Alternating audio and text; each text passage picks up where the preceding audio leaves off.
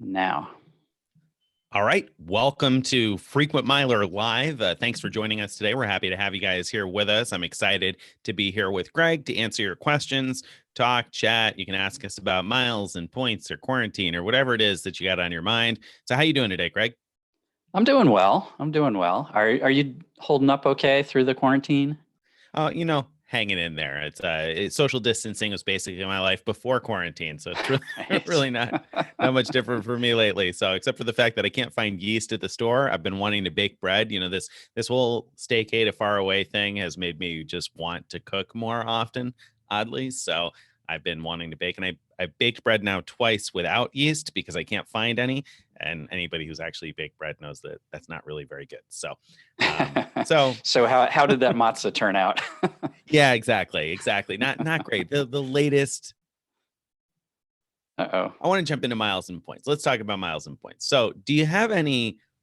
And we don't have to talk miles and points the whole time for the folks joining us out there. But do you have any bucket list destinations, Greg, that you've kind of always wanted to get to, and you're just and you got kind of a plan as to how you would get there? What's like one or two places that you really would like to get to someday that you haven't been to yet, and how would you get there? All right. Well, I talk about that. You might want to check your internet connection. You keep freezing on me. So I don't know if it's my end or yours, but I'm guessing it's yours. But How about you talk for a yes. second, So bucket list item. Oh man, there's so many places I want to go. And it's even hard, it's hard to think about where to start with that. But one of the things that the first thing that I think about is safari. And so even though I've been to Africa before, in fact, last year for the 40K to Faraway Challenge, I was in several places around Africa. I haven't been on safari. And so love to do that. As far as how to get there, probably, I think one of the best deals is using American Airlines miles to fly Qatar business class. They have one of the best business classes, and I can't remember how many miles they charge, but it's not that much, especially for such an incredibly long flight. So I'd be pretty likely to do that. Although if I could do part of it on Etihad first class, I would definitely prefer that. Okay, so I heard you would get there, Cutter. Sorry about all the for those of you joining in here. Sorry for the noises on my mic there. So I hear you, but don't see you, Nick.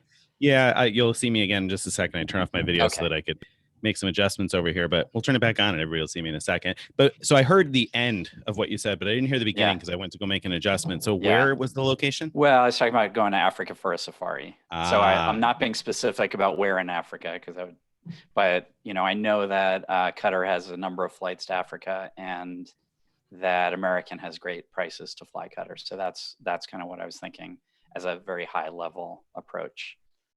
Well, that seems like a pretty good way to approach that. So hopefully that'll be better on the video. That's a pretty good way to approach it. Of course, if you're looking to get to Africa, one of the best deals is Star Alliance. And I'm not necessarily the most luxurious because the Star Alliance carriers that fly to Africa are not necessarily the most luxurious, but 105K round trip through ANA, if you're booking a Star Alliance award, is pretty tough to beat. Yeah. So and that's a probably good one not that much more to make it around the world trip with ANA. No, that's true. If you have the time to do it, then yeah, you'd want to do it around the world. You'd have to figure out the mileage length, I guess, crossing over to Asia from there. But if you can pick up, if you could pick up Singapore Airlines business class from Johannesburg to Singapore and then get back from there, I mean, yeah, you probably that's a tough get. Yeah, I mean it is, but in this environment, maybe it won't be. Maybe not. Yeah. We've seen Singapore Airlines business class become more widely available to partners just in the last couple of weeks. So that's a possibility. Right. All right. Why don't you tell us about one of your bucket list items, and then we'll move on to questions. All right. Well, so my bucket list location, and I'll recruit readers here and talk about this for just a quick second. My bucket list destination would be Argentina. I've been wanting to go to Argentina for a long time and just haven't made it happen. And now it's just becoming more and more of a thing that I want to make sure I get in, but I don't have it figured out how to get there yet. And I had promised Darlene that I was intending to do the post on Tuesday That's about ways to get to South right. America. Yeah. And I didn't because the platinum thing came up, and so I had some stuff on my mind that I wanted to publish about that, because it's limited time for folks to be able to use that Dell credit here. They've got 2 months for the first half of it. So I wanted to get to that on Tuesday because of the time sensitivity of it. So I'm behind on getting Darlene's question answered, but still looking to get it done. So when I answer Darlene's question, then I'll know how I'll get to Buenos Aires or to Mendoza, because I don't have that figured out yet, especially now that Latam has moved over and is a partner with Delta. I'm not sure. Okay, and just to be clear, you're talking about filling out you've done a series of posts on the best ways to use miles to get to Europe, to Africa, to Asia, and you're going to do South America next. And so once you do that, you're going to know how to get to Argentina. Then I'll know how I'm going to get there. Exactly. You'll So, know. So there we go. Right. So now we got Cool. questions coming in though. So let's see. Question number 1 is coming from Ames out there. And so Ames says there has been some hinting about the ability to cash out travel credits, but many of us still don't get it. Maybe some stronger hints for those of us that don't catch on quickly. Oh, it's James. It's James, not Ames. It's James, not Ames. Okay, look at that. Okay, James. Sorry, James. So James, I don't know. What do you think, Greg? You got any hints as to how to cash out travel credits? Yeah. So I think this question comes from, really, it's about the Amex airline incidental fees, I think, is where people are asking, because we've been pretty specific, I think, about the credit cards that allow broad travel credits, like the Prestige card or the Sapphire Reserve, or where it's any travel works. We've talked before about how you could do something like just book a hotel in the far distant future through a site like Expedia, do the pay now option. As long as it's cancelable, you can cancel it sometime in the future and not worry about it. Amex is harder because, one, it has to be airline incidental fees. It has to be with your chosen airline. And they've started clawing back in some situations where people are doing things and then canceling whatever it was so they get the money back. So all I'm going to say very explicitly right now is, so we've hinted about different things. And what I'd say is, what you want to do is think about ways that if the money does come back to you, it comes back in different amounts than the amount that Amex saw and reimbursed.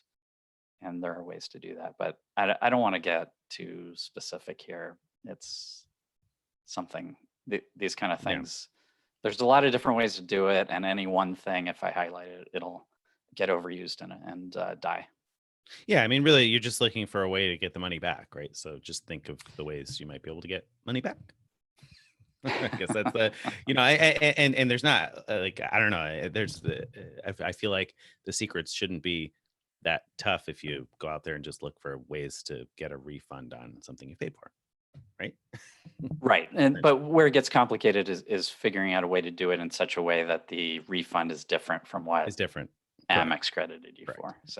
So, and these days it's worth noting that those clawbacks, if you haven't been paying attention to the news lately, they've been digging back like 2 years on some of those clawbacks. So you never know what might get clawed back down the road. So that is also something to think about, that, if you're concerned about that, keep in mind that can happen. Okay. I think we're good there, right? So question number 2. So this comes from, I'll ask this one. This is No Man. With Alaska joining Oneworld, would you rather accrue Alaska miles over American miles, or fly Oneworld partner flights? To fly Oneworld partner flights. Okay. Yep. Yeah. Well, I mean, today I'd rather have Alaska miles. Once Alaska, fully joins Oneworld and likely changes their award chart, who knows? Hard to say. But right now, I'd rather have Alaska miles. They typically have a much better award chart than American Airlines in almost every situation that I can think of, right? They do, although American has more partners, so they have some partners, of course, like Etihad, that Alaska doesn't have, and they have more flexible rules about how you can use the miles, like you can mix partners and whatnot in a single award. So there are definitely times I actually find American miles easier to use for international travel, but that has to do with like my patterns of travel. I think that I haven't had much opportunity to use Alaska's sweet spots, which are pretty specific.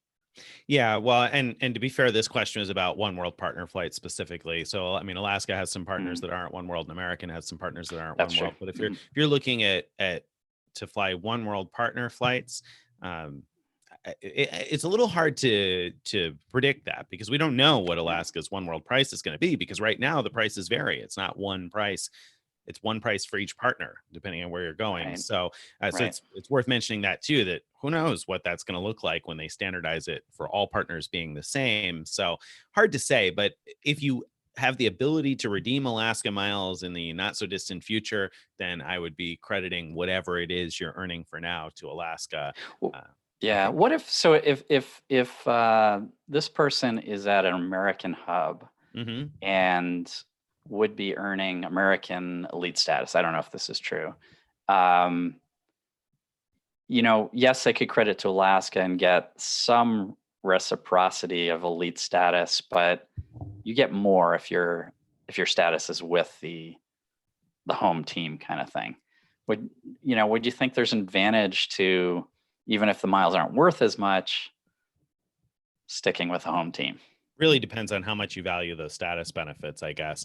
And we've had that conversation before where I don't really value many of the status benefits that come with elite status. So, I mean, if you do, then great. But in my case, the benefits that I care the most about are things like lounge access and, flying up front, which, I mean, there's only so many times you're going to be able to get upgraded. It's dependent on space, and it's going to happen on American. And so I don't know. I wouldn't use most of the benefits of elite status. I'm not often changing my flights and that sort of thing. So the benefit that I would care about if I were comparing elite status is the ability to earn a lot more miles and premium cabin flights with Alaska. So I'd much rather have Alaska premium status, because then I could use Chase points, for instance, to book a British Airways premium cabin flight across the pond.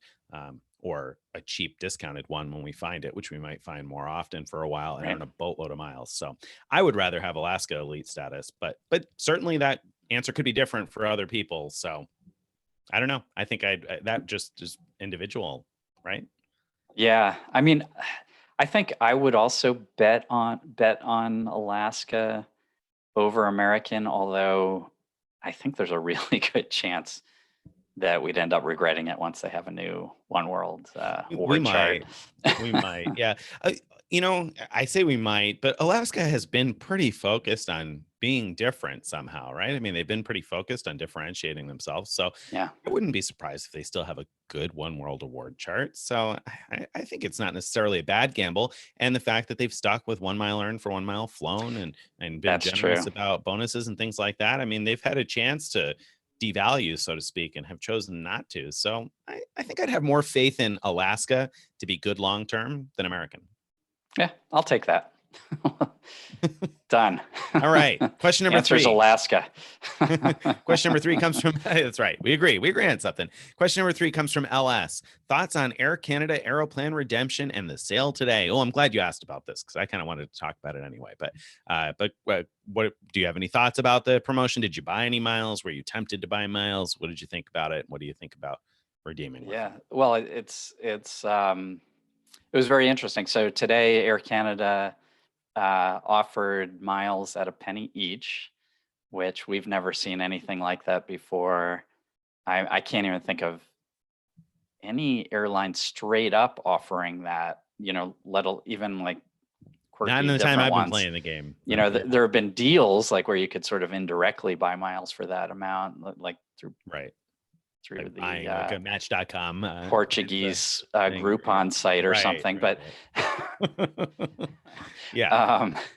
but Not yeah, commonly. Yeah. not commonly. So that's really special. So it was an opportunity to turn pennies into miles, and very valuable miles, at least for now. Right now. Yeah.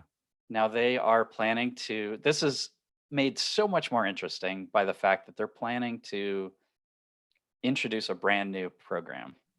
So Aeroplan was spun off from Air Canada way back when. Air Canada recently decided they want it back in-house, bought it back, and are creating a new program that they've promised to be great. Of course, they're promising that, but we don't know what's going to happen. It could be anything. It could be that the miles are still super valuable. It could be that they're way less valuable. We have no idea. And then it's even more intriguing in that they have this elite status promotion going on where you can Right. earn elite status from scratch by either transferring in I mean, there's a number of ways, but the two easiest ways for us, I think, are transfer in 50,000 points to Aeroplan, and then suddenly you get bottom tier status, or buy 100,000 miles. And so I am not a buyer. You asked what I'm doing about it. I'm not a buyer. Just Why not? I mean, a penny each, or I'm asking you why not, but I guess readers should get the full story. So I know you're intrigued about the possibility of this promo. And so I know, because we emailed about it separately, that yeah. you're talking about transferring miles into Aeroplan. So you wouldn't pay a penny each to keep your membership rewards points?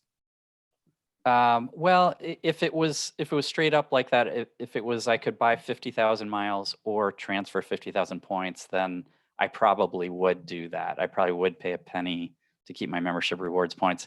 But in this case, I'd have to invest in 100,000 Aeroplan miles through cash, or 50,000 by trading in my membership rewards points. And I don't really want to invest in Aeroplan miles right now, but what I do want to invest in is any opportunities that might come along when the new program takes place.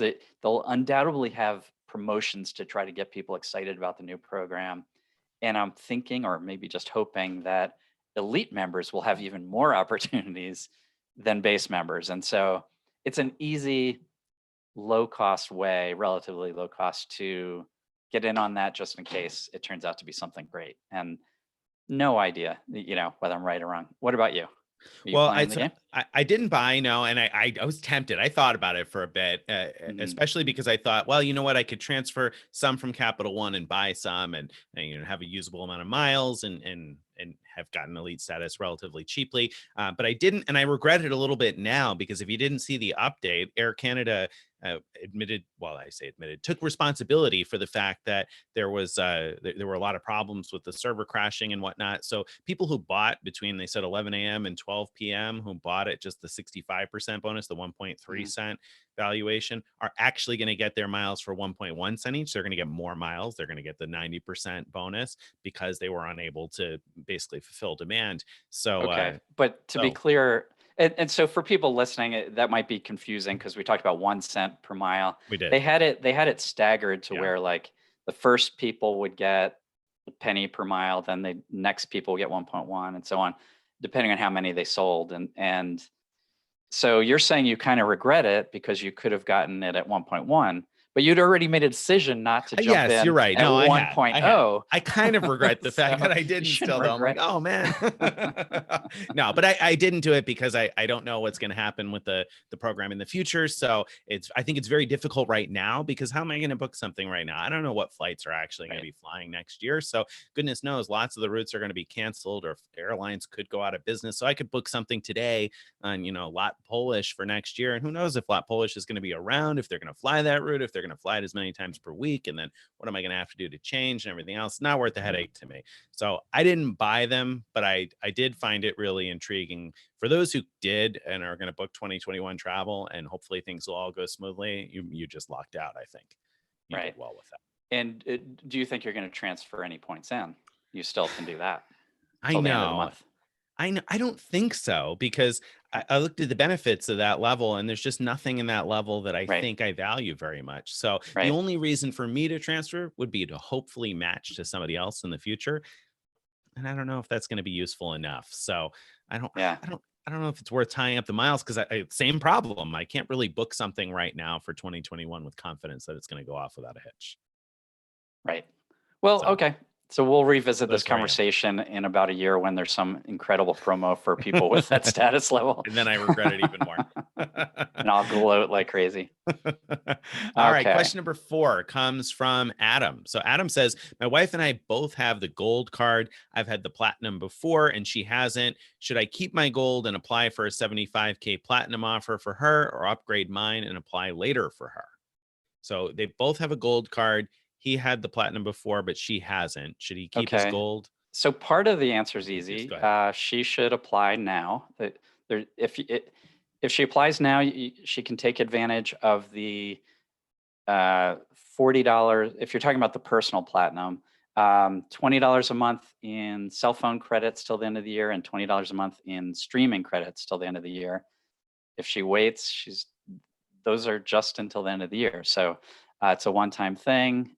Before applying, go through all the targeted ways of looking for it. I updated my post on should you get the platinum card to include the link to the post about finding that 125K offer. So you definitely want to click through those links to see if she is targeted for the 125K offer. If not, I highly recommend you try to replicate the 75K offer that I found, which you can do by trying different browsers, try them in private mode, incognito mode, whatever the browser does, and just do the same link we have on the website for the 60K offer. Sometimes it'll show up as 75K. Sign up for one of those. As far as whether you should upgrade from the gold, totally depends on how much value you're getting, I think, from the gold. If you're getting a lot of value from it, it might not be worth upgrading, but there's a lot of value to be had also, so I don't know. I think you just have to balance those two things. How much value would you be losing? And then how much value would you be gaining on the platinum side, and then try to decide. Do you have a different answer, Nick? No, I don't think so.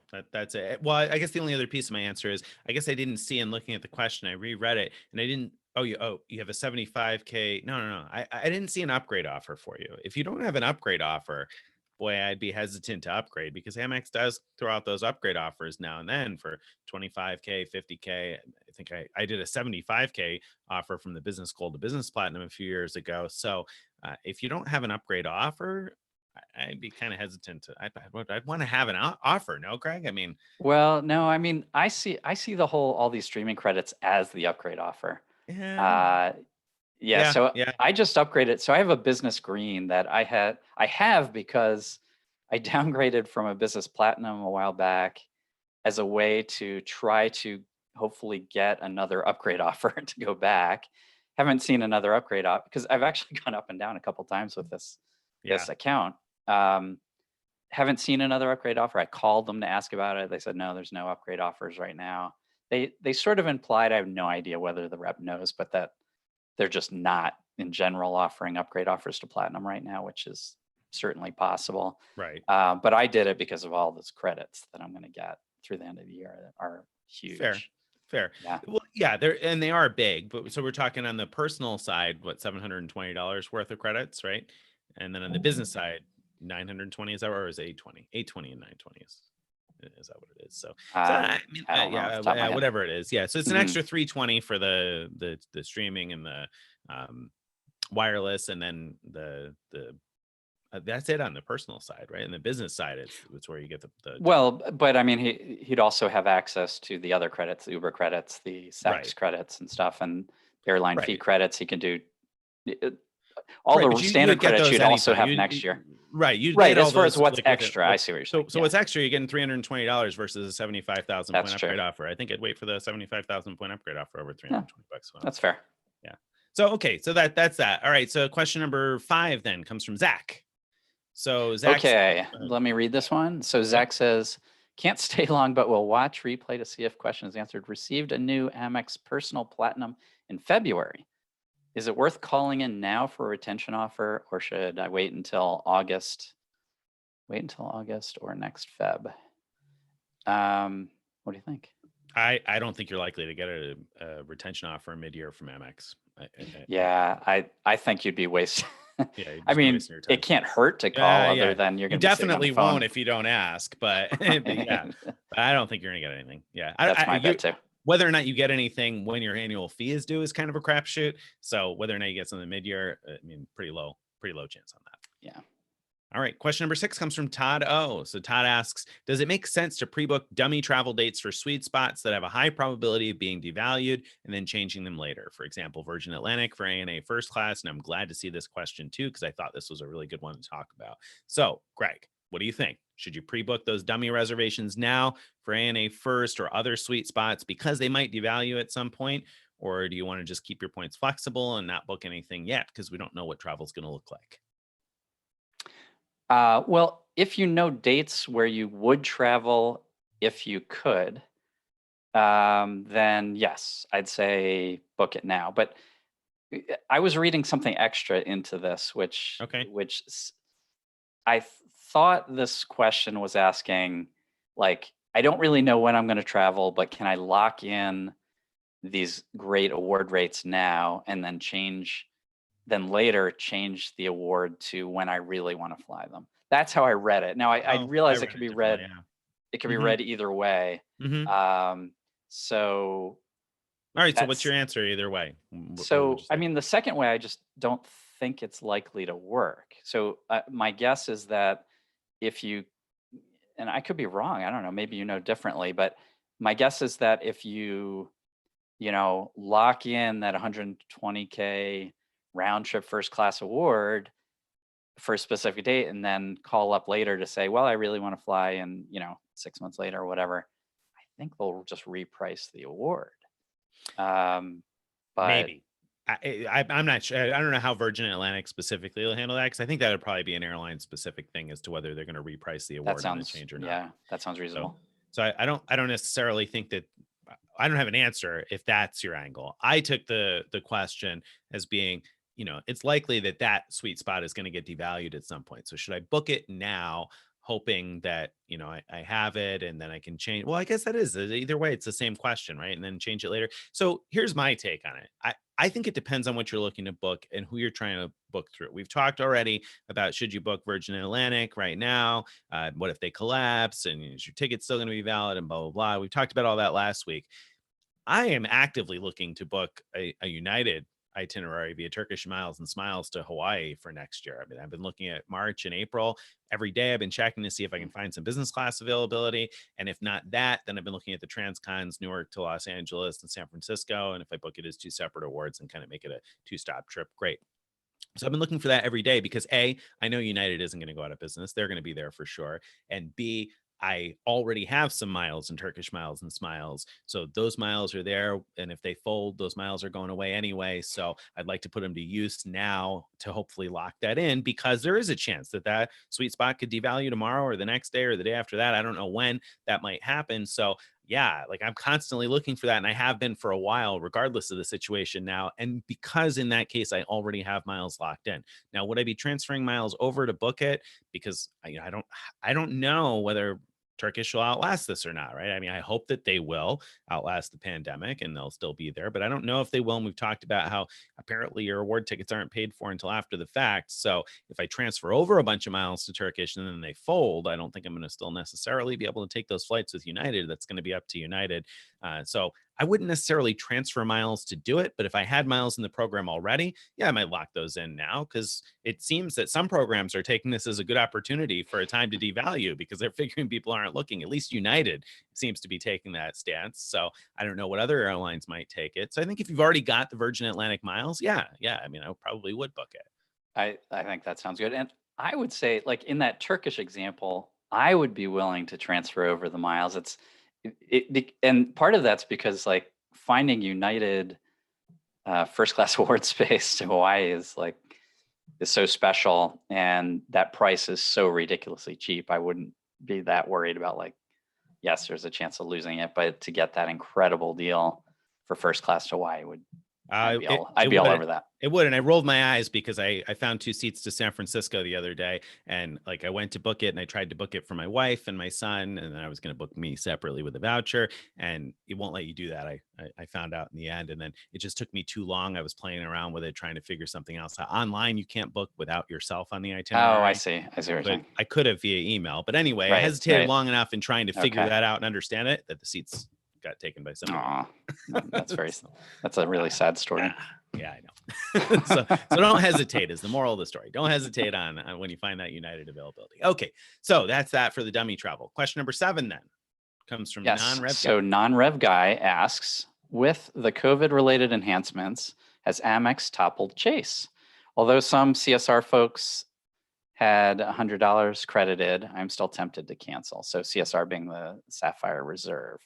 What do you think? I mean, yeah, they made Chase look bad for sure. Yeah. I mean, Amex came out well ahead of Chase on that. So yeah, they made Chase look bad. Now, whether or not you're going to cancel the CSR, I think that really is a decision you were going to make whether or not Amex was giving away credits. I don't necessarily think that Amex's decision there affects the value of the Sapphire Reserve. It just makes Chase look bad in the sense that they have not made nearly as much of an effort to make it up to customers that they can't use the key benefits of the cards. Now, on the flip side, they might think they have it like that and don't have to. And they do certainly seem to have their share of fans, because I feel like anytime the debate comes up between ultimate rewards and membership rewards and city thank you points, I feel like I always get some readers who are like, no, I don't care. I don't want to listen to anything else. Chase. I like my Hyatt and that's it. Chase. And so they have people like that. And so I think that they know that they've got people locked in like that and don't necessarily have to do as much. I'm hopeful that they'll respond to Amex, but I think I'm less optimistic than Greg is that they're gonna respond in some way. I think they might not. I think they might just. Oh, I don't know that. I haven't predicted that Chase would respond. I think some banks have to respond, but Chase is in a they're in a top dog position, I think, and I don't know that they have to, So I think that's the perspective they take. So what do you think though, Greg? Do you think that one should cancel the CSR now because they didn't do anything? No, I mean, I agree with you. The things Amex did are great, but they're temporary. So they made the Platinum card. If your thing is like, oh, I just want one ultra premium card, and so maybe I should have the Platinum card instead of the CSR. Well, these Platinum card changes are temporary, so they're great first year things. But if it didn't make sense to get the Platinum card before over the CSR, then at the end of your year with the Platinum card, if you sign up now, it doesn't make sense to keep it. Well, that's true, but so downgrade your CSR for now to a Freedom or something like that, yeah. and take advantage of the Platinum benefits while you can, and then upgrade later if you don't need the CSR. Which, I mean, hey, right now none of us really need any of these, right? That's true. So yeah, I mean, I wouldn't cancel it. I wouldn't cancel a Chase card like that. I would downgrade it, not cancel it. But that's a really good point. And in fact, why haven't I downgraded mine to a Freedom card and just because they're giving you 5x at the grocery store this month? I guess. I don't know that that's enough there's so many other cards that are bonus and grocery spend that it's yes, it's the best one, I think, but not by such a big margin. Well, that's true, and that's the one I've been using at the grocery store though this past week now. So it is the one that's getting exercised first out of the various. But Freedom 5x is still in play. It is. I haven't maxed out that, so there you go. So all right. I won't, but I should. So there we go. That's what we got that. So question number 8 then comes from Jan, and Jan says, happy Thursday to you, Jan. And the question is, on taking advantage of the increased points at Kroger with the 4x fuel points bonus, can you use 4x digital coupon more than once before 5/12? Is there a max amount of gift cards in one purchase? So I don't know anything about that. There's a lot more that I don't know than what I do know in response to that. So whether or not you can use the 4x digital coupon more than once, that always varies, I think. I'm not positive. Now, if you have more than one phone number, then you can use it at least once per phone number. So that I know, because there's a few phones in my household. So may have used some coupons like that more than once at a Kroger. Now, is there a max number of gift cards in one purchase? Yeah, I believe Kroger does limit it, because I remember this coming up in conversation. I think they limited specifically Best Buy to like $500 worth of gift cards in a single purchase, but other things you could buy more. I've never pushed the limits because I don't have Kroger near me. I visit Kroger when I'm visiting family, and so I'm not usually loading up on as many gift cards as I can. So I don't know the answer to that. Sorry. I think $2,000. Actually, you know what? This did come up because I I remember now. It came up on my last trip to Kroger. 2,000, I believe, is the limit on gift cards in a single purchase. Okay. All right. So Devin wants to know, with Air Canada selling their miles so cheaply right now, do you see an upcoming deval for the program? I mean, I think that I've read speculation that there's going to be a deval to the program, and I think that it's reasonable to speculate that, but I don't necessarily think that Air Canada has indicated that's what they're going to do. And I don't think putting the miles on sale means that they're definitely going to devalue. I guess it means there are more miles out there, so there's going to be some more competition for all of us for Star Alliance seats now for a little bit. But I don't necessarily think it indicates an intention to devalue. Right now, airlines need money. This was a great way for them to raise a lot of money in like an hour. Right. I mean, think about how much they must have raised here today in a very short amount of time. So that's nice. And in a time when airlines can't sell tickets and they're not flying places, I mean, hey, to be able to make that much money for a made up currency that, isn't really worth anything more than whatever you say it is a pretty good deal for an airline. So I'm not necessarily thinking that that means they're going to devalue. It's just a great way to raise cash quickly. I don't know. What do you think, Greg? Do you think they're going to devalue? Are you worried No, about that? well, I think the value is going to change. So, we talked about earlier how they're coming out with a new program, and I read an article by Seth Miller the other day where there was an interview with someone involved in the creation of the new program, and I don't remember who it was. And I learned some interesting things. I don't know if you know this. Apparently, they're planning for domestic flights to be revenue-based redemptions like the Southwest model. So I didn't know that. more points based on higher fares. But unlike Southwest, they said there's going to be a cap to how high it'll go. So that their idea is, they said that they don't have that many award redemptions of those very expensive domestic flights. So they're willing to sort of give us something by capping that. And then international, they said they understand how valuable it is to members to have these kind of sweet spot awards like they do today. And so they're planning on keeping that it implied keeping a zone-based award chart. Meaning it's a fixed number of miles to go from one zone to another, like from North America to Europe, for example. And right now they have they have a great award chart for that example, right? I can't remember what it is off the top of my head, but business class is very competitive with Air Canada miles. So I mean, that's interesting. That actually makes me now change my focus as to what I'm looking to book for early 2021. That you mentioned that, because if they're going to go revenue based, I don't know what their space is going to look like to partners. And I've also had in mind to try to look for an opportunity to get to Banff to see the beauty out there in Western Canada. And of course, one of the great sweet spots for that is still Turkish Miles and Smiles, because the US to Canada would be 10,000 miles one way in economy class or 15 in business. So I had been looking at that this past year, and then that's fallen off the back burner somewhere. But if they're going to go to a revenue based model for their domestic flights, I might want to look at booking that sooner rather than later. So maybe I'll be looking for that March, April 2021. Yeah.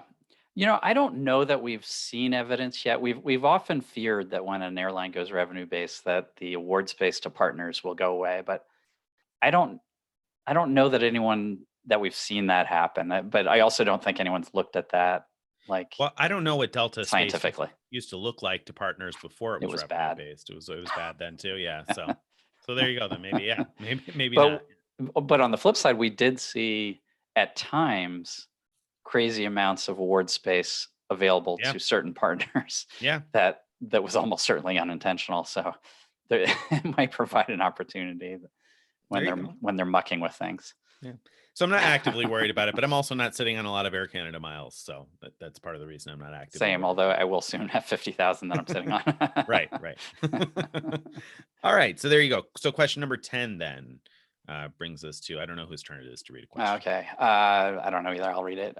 Peter asks, can you talk about paying taxes with a credit card? Can I do it if I get a refund at the end of the year? Are there any dates to keep in mind, like cutoff payment dates where we won't get our refund until 2021? Yeah, you can do that. You certainly can. Yeah. So are there any dates to keep in mind? Well, whatever this year's different, but typically the last day to pay your taxes for the previous tax year would be April 15th. This year, of course, with it being July 15th, it's a little bit different. Now, in terms of the cutoff date where you won't get your refund until 2021, well, you just want to make sure you're paying to the right tax year, because you have to pick out what tax year you're paying for, whether you're paying for 2020 or if you owe back taxes from 2019 or 18 or whatever year it is. Just want to make sure you're paying for the right year's Well, taxes, right? we're doing our 2019 taxes now, right? If we're doing our end of year taxes. Right. Um, Yes. Did I and misspeak and say so 2020? you have until July 17th, something like that, to Something 15, 17, I don't know. 15th, Something like that. whatever, to pay those taxes. And yeah, as long as you pay it by that due date, once you file, you should get the refund soon after you file. Mhm. The date thing is confusing to me this year because there are also quarterly estimated payment due dates, which there are some that are due before 2019 taxes are due, and they haven't, at least last I looked, they hadn't moved those dates, which is weird to me. Like, I don't know how you would know what you're supposed to pay, but anyway, I think But the meat of your question, can you pay taxes even if you're planning on getting a refund? I mean, yes, yes. lots of people do it all the time. It's a great, easy way to put a lot of spend on a credit card at a reasonably low fee, and it's safe to do with like a company like Amex that doesn't like people MSing manufacturing spend, because it's not MSing, it's paying taxes, and they would see it as such, and that's a very legitimate use of your credit card. So yeah, I do it all the time. All right. So question number 11 then comes in from Thomas. And Thomas asks us, how safe do you think the Schwab perk, whereby you can cash out membership rewards points at 1.25 cents each, is? I've seen there have been recent glitches. Would hate to pay $550 for the platinum and then be unable to cash out. What do you think? Okay, well, so I think what he's asking is do we think they're going to remove that benefit? I mean, it's not it's not like a glitch that you're able to cash out. It's something they advertise on the website when you sign up. No, but I there's think been glitches lately where it's been no, unavailable. Yeah. right. There's been Right. glitches where there have been bugs in it, but I don't think that has anything to do with their intention to keep it alive or not. So I think those are two separate things. Like, yes, there's some kind of bug where it's been made it hard for people to cash it out, but I think if they're still advertising that cash out rate on the website when you apply, that they will honor that for a year until your next annual fee comes due. So I don't actually think there's any risk of that. I don't either. I think the fact that the glitches happen more than once or twice indicates that it is in fact a glitch and not something like that they were like, oh shoot, turn that back off before anybody sees, because Right. then it wouldn't have happened twice.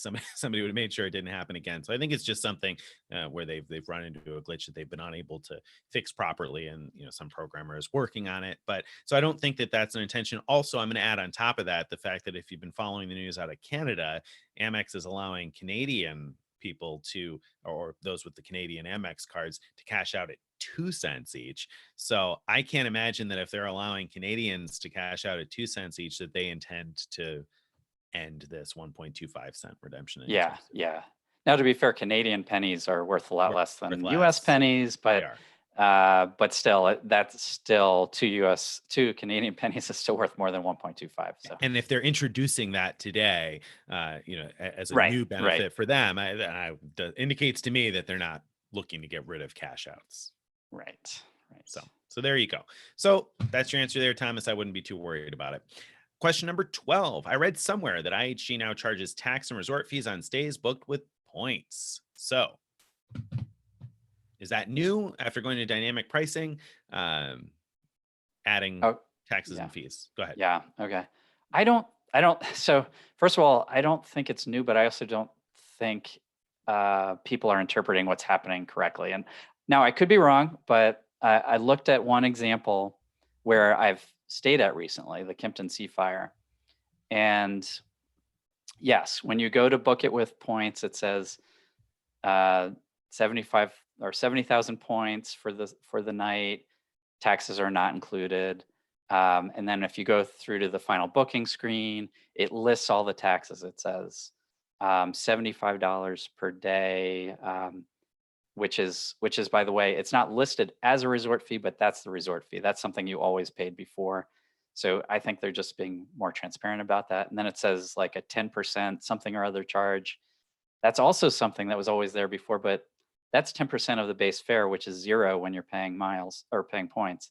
So I love those kind of fees, 10% on the base fare, because it's zero when you're paying with points. And so there were a couple other things like that they're no different than it's always been. So at least with that one example, I'm not seeing any new fees that you have to pay when you're redeeming points at all. And I'm guessing that what's happened is IHG has changed how they display taxes and fees on their website, and that has confused some people into thinking that there's new fees, but I don't think there are.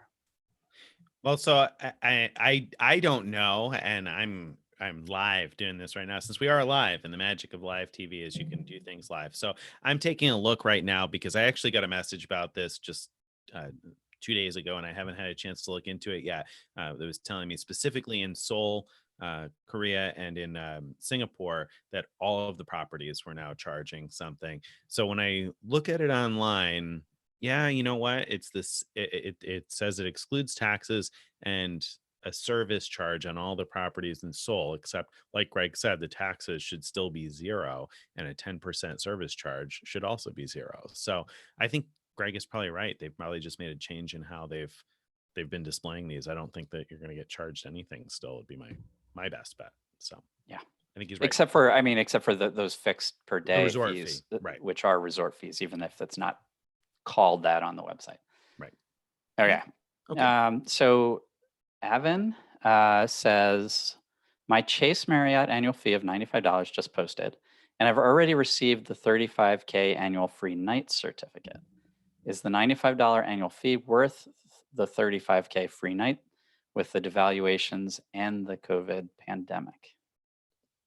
Okay, so your $95 posted and you already have the cert. So is it worth it? Let's answer it first. You don't have to keep it. I mean, you can cancel it. If you already have the certificate, you're not going to lose the certificate. So so whether or not you keep the card really is a question of whether or not you want the card and its benefits for the coming year, right?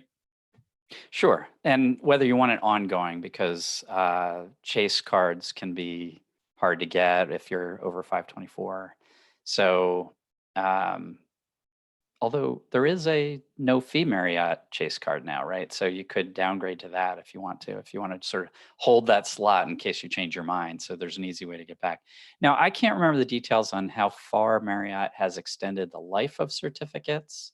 Do you happen to Yes. remember? I do, but I do, but I'm hesitating because just yesterday I made a spreadsheet with all my free night certificates and put in the expiration dates of my various free night certificates because I needed to get that more organized. And I realized that I've got enough that Greg's going to have to give me some extra vacation time next year, so I can use up all my all my free night certs. I'm just kidding, not that many, but more than I realized. And so I got to start planning some uses of those. I'm not usually in that spot. And when I was doing it, I was surprised because I thought that they weren't really doing much to extend those certs. In fact, I thought they were all expiring. What was it, January 31st, if they were set to expire sometime during this year. So I don't think that there is any particular extension. But then when I was putting the expiration dates in, I was surprised because one of my Marriott certs, you know what it was? I was trying to remember what it was and pull it up here. The one that I got as a choice benefit got extended all the way through the end of next year, but the ones from the credit cards did not get extended. Interesting. Okay. So, but on the other hand, that's it. Marriott's usually good, or Chase is usually good about just extending them for another year. Marriott. Yeah. So you can always call in and get it extended at least one time. So, and then just really quickly, I mean, what I've found is that on average, those certs seem to be worth around $200 without trying very hard, to get a good property that would have cost about $200. So I still think on average it's worth it. Whether or not it's worth paying the annual fee right now during the COVID epidemic probably not. And so my recommendation would be, if you really don't want to pay the $95, downgrade to the no fee card, wait it out, and then upgrade again if you want it back. And I'll give you the recommendation on the other side. I might consider keeping it because I'm pretty confident that if you need an extension, like you said, Marriott has always been good about extending those certs for a year, and they're probably not going to be worse about it when you call in next year and you say, hey, listen, I couldn't use it because of the COVID-19 pandemic. They're going to easily extend that for you. So it's pretty easy to put together a 2-night stay, and you can hang on to that now until next year's cert posts. If you downgrade now, you're not going to get next year's cert, but if you keep it through next year, then you end up with 2 certs. That's much more useful to me than 1 cert. So I'd rather have a weekend to go somewhere, and you're not going anywhere probably anytime in the next few months anyway. So decent shot, you might look at stacking it. So I'll give you the devil's advocate and play the other side and say I'd keep it.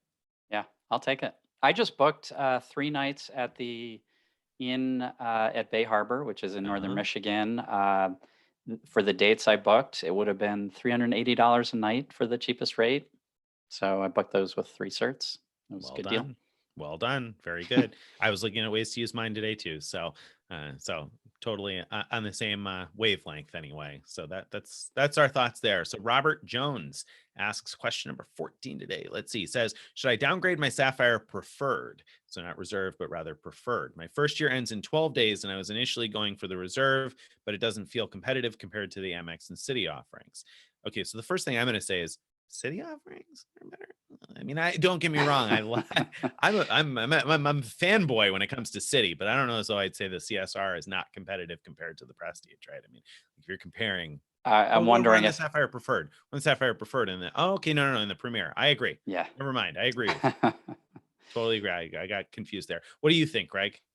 Yeah, I mean, it's complicated answering that without more knowledge because it depends how heavy you are into the Ultimate Rewards ecosystem and whether you have any other cards that would let you transfer points to travel partners, like my favorite Hyatt. If you do have another one that lets you do that, then yeah, I don't think it necessarily has a lot of value compared to the others. Otherwise, you might want to keep it. But whatever you do, yeah, downgrade, don't cancel. You already said downgrade. Downgrade, don't cancel. Yeah. I mean, I don't think there's a reason. There's no compelling reason to upgrade to the reserve right now. So it's a question of whether you're going to keep the Sapphire Preferred for $95 or downgrade it to something with no annual fee. And if you don't have the Chase Ink Business Preferred, then I would say, well, now it's probably not a great time to get that either. So yeah. Everything probably, I mean, I can't really think of any reason that anyone needs the Sapphire Preferred right now. Like, you could downgrade and then later upgrade back to it if you need it, right? Yep. So good advice. Downgrade it. Done. Save yourself. All right, lightning round. So question 14, and then yes. Go ahead. Never mind. Yes, no. Does Hilton Gold Status provide discounted rates for Gold Status booking? Not that I know of. I haven't seen anything like that. Not that I'm aware of either. Nope. I've seen Diamond members. I've seen the ability to book rooms even when the hotel is sold out before. I was able to book a New Year's Eve room once, but points. Diamond also has had point availability at the standard rate that's only available to Diamonds. I don't know if they still do that. Yeah, I'm not positive, but they did in that, at least in one case where, like I said, I booked on a New Year's Eve and the hotel was sold out, so I was able to book it with points. So but for gold, I haven't seen anything like that. Next, let's see. Did I miss something there? I was just trying to read. So that was going with the previous question, I think, from Robert. Robert had asked about the Sapphire Preferred, I think, right? Oh, is that what that is? That's the earlier question. Yeah. Okay. So we already same advice there. Yeah, we already did that. Okay, so next, yes or no? Can you downgrade, upgrade Chase cards more than once in a year, Greg? So if you downgrade that Sapphire Preferred today, and then you decide 6 months from now that you want to be able to transfer to Hyatt so that you can stay at one of Greg's favorite Hyatt properties. Yeah, I think so. I don't know. I'm not positive either. I was hoping Greg would be able to answer that one. I'm not positive that you can move back because of the whole card act thing. I'm not positive if they'll let you move back up to a card with an annual fee in less than a year. Right. So I feel like things are willy-nilly in that regard, but I haven't I haven't tried to do it with any of these. Yeah. I don't Sorry, know. Sorry. not sure. All right, All next up, right. I have Bali fully booked for New Year's Eve this year. Would you still go if you were me? Ooh, would you still go to Bali for New Year's Eve, Greg? I would, well, assuming the booking is cancelable, I would keep it until closer in time and know what the travel situation is. If if uh, if travel is open so that Americans can fly there and go, I would keep it. How I about would. you? I don't think I No? would. No, I don't. I think I'm more conservative on this whole COVID-19 thing than other Okay. people are. I don't think I would. Not this year. I'd All wait. right. There you go. All right. Then let's see, where are we at? Foo, I don't know how to read Yes. that. One of the temp surpass benefits is bonus points earned through eligible purchases will be considered base points. Does this mean that 10K in grocery spend at 12x would result in diamond status? Do you get diamonds? I don't know what the But I don't know level what to the get rules diamond are out status there. Yeah. is. I've only looked at it in terms of getting lifetime elite status, which requires 2 million base points. Do you happen to know, Nick? I don't happen to know, so I'm looking it up, but I can't imagine that it's that easy, even at 12x. So I guess let me, while you're looking it up, let Yep. me say, if the requirement for getting diamond status is 120K base points, then I think you're right that 10K grocery spend would get you there. That would be my bet. But I just don't know if the if part is correct. Well, you know, I think the interesting thing, so I don't know either the number of points you need, but let's assume you're correct for a second that it's 120,000 base points that you need. So that's really interesting because in the past, those credit card purchases would not have counted towards the base points, right? Because you needed to spend 40,000 on a surpass card in order to get diamond status. So obviously the base points didn't used to, but with the base points counting towards lifetime status this year, or with your spending on the card counting towards lifetime status this year, would that spending also count towards the base points for status? That might be an unintended consequence for Hilton in the sense that It could be. I'm wondering if the 120 came from that 40K spend that you usually had to do. So he's saying you're getting 3 times as many points. So could you? Anyway, I don't know. Yeah. Let's move on. We don't. Not sure. Okay. Question number 5 comes from Grant. It says, "Hey guys, I came in late. If you had to do again a staycate a faraway challenge that you already did, which challenge would you pick? So if you could do one over, if you get a do-over, Greg, which one would you do over?" That's not what he said. He said if you could do it again. So the one I enjoyed doing the most was the imitation travel, the return to Necker Island. So if I had to pick one challenge to do again, I would do that. I mean, I wouldn't return to Necker Island again, but I'd pick another destination because I had just loads of fun doing that one. Yeah. How about you? There you go. Me be the cooking, hands down. Okay. There were so many other things I would have liked to have cooked, and many of them probably would have come out again in a mixture of total failure and some success. So I feel like that would have been fun. I would do that one again. We both picked the ones that we did with our sons. That's true. Maybe that says something about us. Yeah, we're good dads. All right. And our last question just read comes from Larry K. He says, "Elephant or monkey?" Monkey. What do you think? I mean, monkey, I'm pretty sure. I didn't see any elephants. So if no one knows what we're talking about, watch Steven's most recent staycate a faraway video. I don't remember any elephants. Then you'll see. Okay. There was a monkey named, but not, I mean, an elephant named, but not seen. Oh, we've got one more. Yes, okay. no. Are you guys expecting to go under 524 in 2020?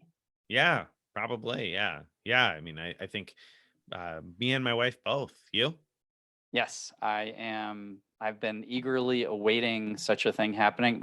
My wife went under earlier this year, and she picked up a Hyatt card, and I'm looking forward to going under soon and picking up a couple Chase cards. Nice. There you go. All right, guys. Well, thank you all very much. We always enjoy having you guys here. Look forward to seeing you again probably next Thursday. And stay tuned for Frequent Miler on the air this weekend. If you haven't yet watched this week's Staycated Far Away videos, you'll find that right on the Frequent Miler homepage, right near the top right now, spotlighted. So you can check out all 4 of those videos and give us your thumbs up. Yes, please do. And subscribe. All right. Thank you. Subscribe. All right. And I'm stopping live stream now.